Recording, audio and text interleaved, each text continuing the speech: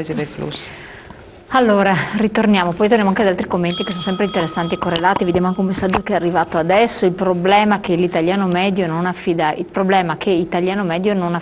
Ti consiglio di vedere i telegiornali austriaci, tedeschi, norvegesi, vedrete quante sono le notizie su truffe, evasioni, corruzioni, pochissime, mentre noi riempiamo giornali con questi fatti. Qua si collegava a quanto diceva Gino Ferraresso poc'anzi relativamente ai dati emersi dalla Guardia di Finanza. Meno male che il signor Renzi doveva stare al governo solo per modificare la legge elettorale, detto da lui stesso, voglio il risarcimento dei contributi versati per mancanza di servizio, si può far causa, come no. Allora, Ferraresso, prima di riprendere il discorso della Guardia di Finanza, comunque interessante, rispondiamo alla parte finale del telespettatore per l'aspetto sociosanitario. Allora, c'è qualche lume, perché in realtà in regione è tutto in trattativa ancora. Sì, io riparto sempre dalla battuta di prima, che c'è questo eterno ritornello dei soldi che non ci sono. Prima Rita diceva che si sta affrontando la questione a livello nazionale, mettendo insieme tutte le disabilità, la non autosufficienza, le gravità, si è fatto un calcolo a spanne che per dare risposta a queste famiglie, a queste persone, occorrerebbero all'incirca 17 miliardi di euro. Noi abbiamo un fondo per la non autosufficienza attualmente, che per fortuna è consolidato adesso, di 400 milioni di euro. Quindi la distanza è enorme. Detto questo, meglio i 400 milioni che niente, ci mancherebbe altro. Detto questo, il tema va affrontato, secondo me, perché questi temi vengono anche affrontati a livello regionale, non autosufficienza, disabilità, eccetera. Quello che sta succedendo è che le regioni più ricche, mettiamola così, stanno dando in qualche maniera una risposta supplettiva a quella che arriva dal livello nazionale. Quindi ho garanzie diverse di interventi monetari, di servizi, a seconda delle regioni. Quindi io sono fortunato se abito in Emilia-Romagna, no? Piuttosto che nelle regioni del sud, ma anche in qualche regione del nord. Quindi c'è un primo problema, è proprio questo, cioè tentare di dare uniformità di trattamento, perché non è possibile, cioè quello che diceva prima Rita e che si sta tentando di fare a livello nazionale. Bisogna avere un'unica classificazione della disabilità e della non autosufficienza. Le regioni purtroppo hanno classificazioni diverse. Abbiamo anche questo, quindi i servizi e i contributi economici dipendono anche da dove uno risiede. Quindi le risorse da portare in campo sono molte.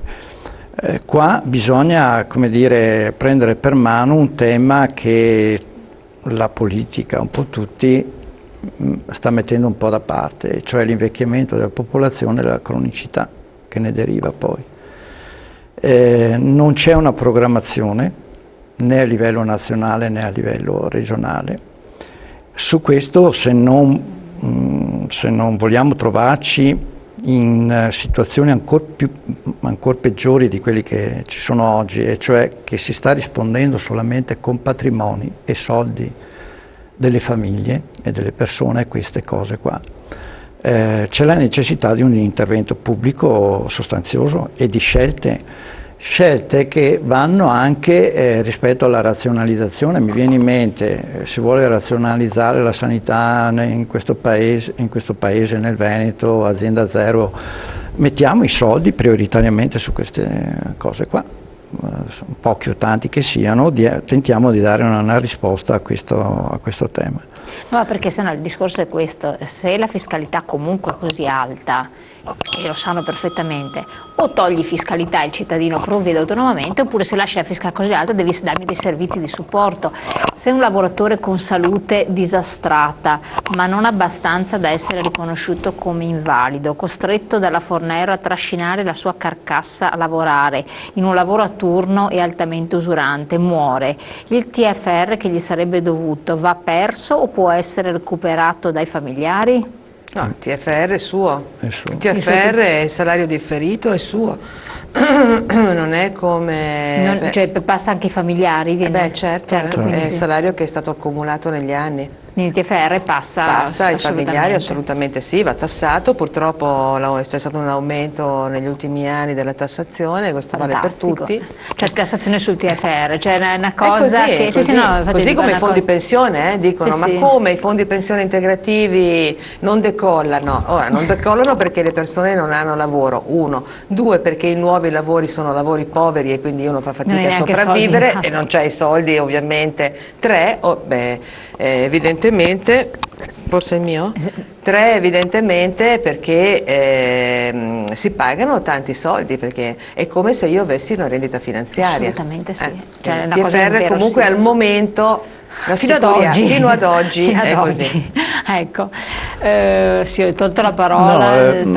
vorrei ritornare a questo discorso della razionalizzazione, che secondo me è una cosa per reperire risorse. Allora, se ci possono essere nuove entrate con una più efficace lotta all'evasione fiscale, dopo magari parliamo anche di quello che possono fare i comuni.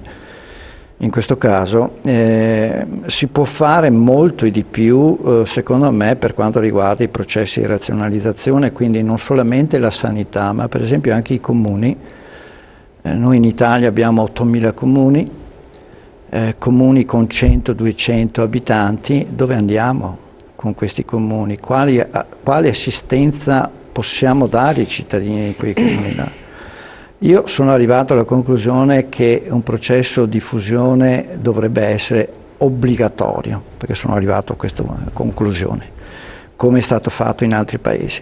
Però se questo non è possibile, oggi come oggi, dobbiamo in qualche maniera rafforzare, sollecitare questi processi di aggregazioni di comuni, come perché il di comune USL. può venire incontro anche alle esigenze, No, se ma ha un po' non più solo, di risorse dei allora, cittadini. anche qua mi sono preso alcuni numeri, perché sennò si rischia sempre di parlare così in astratto. Nel 2016, quindi quest'anno, in tutta Italia si sono fusi 29 comuni, quindi da 8.000 circa comuni siamo passati a quasi 7.900. Le maggiori regioni interessate, la maggiore regione interessata è Trentino Alto Adige, che però come regione sta finanziando come regione Sì, questi perché ha processi, una- oltre che a livello nazionale. Ma guardate che a livello nazionale i soldini che si porterebbero a casa i cittadini, i comuni, e quindi i soldini intesi con migliori servizi, maggiore universalità, tutela di quei cittadini, non sono pochi, perché per 10 anni lo Stato dà dei contributi economici pari ai trasferimenti che dava ai comuni che si mettono insieme del 2010. Dal 2010 i trasferimenti dei comuni sono andati a picco in giù. Se si prende a riferimento quel dato là, sono molti soldi che arrivano ai comuni. Ci vuole coraggio a far questo, perché non possiamo sempre dire è colpa di qualcun altro. Io penso che anche le amministrazioni locali in questo campo potrebbero far di più. Come potrebbero far di più anche sulla lotta all'evasione fiscale? Anche qua dei numeri. Nel 2014 in tutta Italia i comuni si sono portati a casa circa 1 miliardo di euro. Nel Veneto 1 milione di euro, Padova 280.000 euro, Rovigo Per l'evasione per la lotta per all'evasione fiscale. contributo dato dai comuni alla lotta all'evasione fiscale. I comuni possono fare delle segnalazioni alla Guardia di Finanza o all'INPS, e se poi queste segnalazioni hanno un riscontro effettivo, i soldi dell'evasione fiscale vanno nelle casse dei comuni. E quindi abbiamo dei comuni, qua c'è sempre la mitica Emilia-Romagna che da tempo è molto attenta a questa cosa qua, ci sono comuni che si portano a casa centinaia di migliaia di euro. Quindi è vero che si deve fare un'operazione di equità, ridistribuzione delle risorse a livello nazionale, a livello locale e territoriale, però a livello territoriale possiamo fare qualcosa anche noi, insomma. Certo. Ecco. Assolutamente. Relativamente ancora alla contrattazione, che è questo capitolo aperto, cos'altro c'è ancora per il quale voi vi state battendo in modo importante? Quindi, A quale livello dici? ma Nazionale, sì, regionale? nazionale e anche locale, perché adesso c'è anche a livello locale, c'è qualcosa di sospeso, ma ci sono dei punti forti su cui sperate, confidate i prossimi esiti, sia in regione oppure a livello Dunque, nazionale? a livello oppure... nazionale sostanzialmente sono quelle che dicevamo, insomma, no? Poi io spero anche che il pezzo che riguarda, diciamo così, il tavolo del lavoro abbia un suo sviluppo, perché per il momento è evidente che la priorità di quel tavolo lì che si è aperto col governo, con Poletti, è quello previdenziale, ma non è che possiamo fare finta che non c'è un tema di copertura degli ammortizzatori sociali, no? Di sviluppo in questo paese, eccetera, eccetera. Quindi a livello nazionale siamo messi così, non aggiungerei altro. Poi confronti, Certo. c'è il rinnovo dei contratti collettivi nazionali, che è un tema Esatto. enorme, come sappiamo.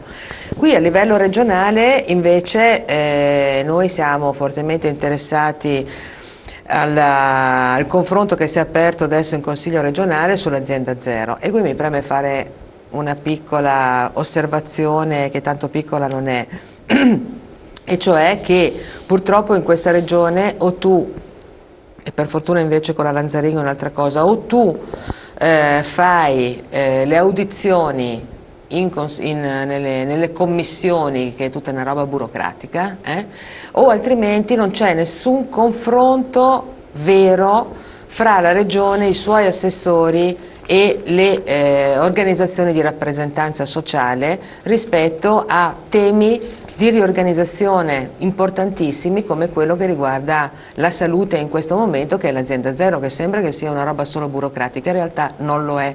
Di fatto questa discussione qui, dopo una prima fase preliminare durata un anno, adesso è tutta dentro al Consiglio regionale, che per carità sono stati eletti, i nostri sono stati eletti e va benissimo, però è un tema che sembra proprio lontanissimo dalla vita, dai problemi che i No, ma singoli l'abbiamo visto cittadini, che invece ha delle e implicazioni. invece ha delle implicazioni esagerate, ma non solo sulla riorganizzazione della sanità, anche su altri versanti, perché incrocia pezzi di riordino che in questa regione non si fanno da anni, e invece su cui, come stavo dicendo, anche grazie, devo dire, ad una trasmissione che si è fatta qua, che ha agevolato un dialogo con l'assessore Lanzarin, si è aperto un confronto importante. Se ne sono aperti Assessore due. al sociale, Al parentesi, sociale, sì. assessore regionale al sociale. Si sono aperti due tavoli, uno che adesso aspetterà gli esiti, diciamo così, di quel che accadrà in Consiglio regionale sull'azienda zero, che è quella della riforma delle case di riposo, delle IPA, delle strutture, delle case di riposo pubbliche. Dedicheremo un capitolo, Che perché su l'abbiamo cui si promesso ai dedicherà appunto telespettatori. un Dedicheremo capitolo, un perché è una capitolo. cosa molto interessante che riguarda moltissimo tutti, non solo gli anziani, e però è fortemente legato a quel che succederà. L'altro che invece si sta sviluppando, a cui siamo appunto a questo tavolo tecnico intanto, è sull'invecchiamento attivo, che è un tema estremamente interessante. E infatti adesso, siccome è la pubblicità che incombe, invecchiamento attivo, voglio che ci dedichiamo qualche minuto dopo un attimo, dopo la pubblicità, perché anche questo è molto importante, e giustamente l'abbiamo già accennato anche la volta precedente, però ricordo che sono arrivate anche delle domande da parte di alcuni telespettatori. Allora tutti insieme nel calderone rispondiamo dopo. Pubblicità, pochi secondi.